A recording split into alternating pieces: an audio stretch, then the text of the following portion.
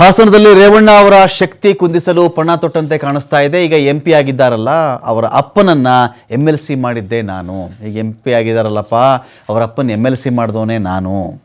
ಇದು ನೆನಪಿರಬೇಕು. ಹಾಲಿ MP ಶ್ರೇಯಸ್ ಪಟೇಲ್ಗೆ ಮಾಜಿ ಪ್ರಧಾನಿ ದೇವೇಗೌಡರು ಹೇಳ್ತಿರುವಂಥ ಮಾತಿದು. ಈಗ ಯಾರು ಇಲ್ಲಿ MP ಆಗಿಬಿಟ್ಟಿದ್ದಾರಲ್ಲ, ಇವರ ಅಪ್ಪನ್ನ ಮೊದಲಿಗೆ MLC ಮಾಡಿದವನೇ ನಾನು ಅಂತ ದೇವೇಗೌಡರು ತೆದ್ದು ಬಂದು ಮಾತಾಡಿದ್ದಾರೆ. ನಾನೀಗಾಗಲೇ ಮಾಜಿ ಸಚಿವ HD ರೇವಣ್ಣಗೆ ಹೇಳಿದ್ದೇನೆ, ಜಿಲ್ಲೆಯಲ್ಲಿ ಯಾರು ಏನೇ ಸಭೆ ಮಾಡಿದ್ರು ಅದಕ್ಕಿಂತ ಮೇಲ್ಮಟ್ಟದ ಸಭೆಯನ್ನು ನಾವು ಮಾಡಬೇಕು.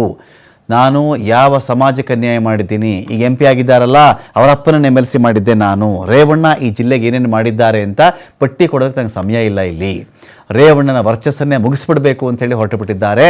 ಹಾಸನದ ಯಾವುದೇ ಸಂಸ್ಥೆಗಳ ಮೇಲೆ ಹಿಡಿತ ಸಾಧಿಸಿ ನನ್ನ ದಿಗ್ಬಂಧನ ಮಾಡೋದು ಸಾಧ್ಯ ಇಲ್ಲ. ರೇವಣ್ಣ ಮುಗಿಸ್ಬೇಕು ಅಂತ ಸಂಚು ಮಾಡ್ತಾ ಇದ್ದಾರೆ ಅಂತ ಹೇಳಿ ದೇವೇಗೌಡರು ಮಾತಾಡಿದ್ದಾರೆ.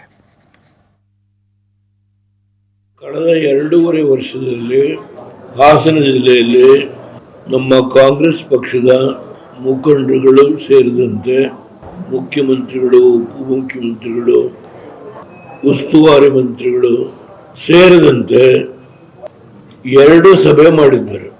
ರೇವಣ್ಣವರು ಅವರ ಶಕ್ತಿಯನ್ನು ಕುಂದು ಮಾಡಬೇಕು ಅಂತ ಹೇಳಿ, ಪಕ್ಷದ ಶಕ್ತಿಯನ್ನು ಕುಂದು ಮಾಡಬೇಕು ಅಂತ ಹೇಳಿ ಹಾಸನ ಜಿಲ್ಲೆಯಲ್ಲಿ ನಾನೇನು ರಾಜಕೀಯಕ್ಕೆ ಪಾದವನ್ನು ಇಟ್ಟು 1962ರಲ್ಲಿ ಅಲ್ಲಿಂದ ಇಲ್ಲಿವರೆಗೂ ಸುದೀರ್ಘವಾಗಿ ಈ ತಾಲೂಕು, ಈ ಕ್ಷೇತ್ರ, ಈ ಜಿಲ್ಲೆಯ ಮಹಾಜನತೆ 2 ಸಾರಿ ಬಿಟ್ಟು ಎಲ್ಲ ಸಂದರ್ಭದಲ್ಲೂ ನಮ್ಗೆ ಆಶೀರ್ವಾದ ಮಾಡಿದ್ದಾರೆ.